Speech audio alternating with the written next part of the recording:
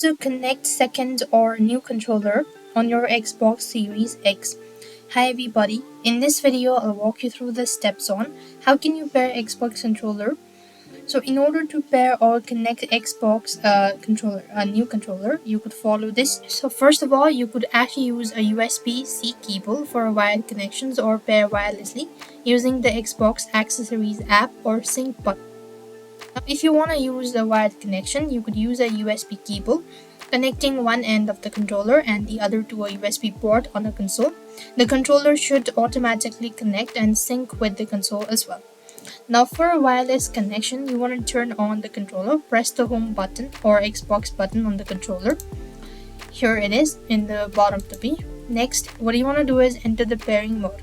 So press the Xbox button on the console to open the guide, then navigate to System and go to Settings and go to Device and Connections, after which you want to go to Controller and Headset and connect the device and follow the on-screen prompt.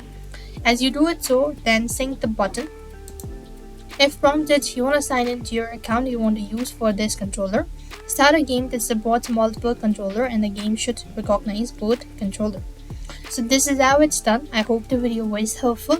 Make sure to like, share and subscribe to our channel. Thank you for watching. See you in the next video.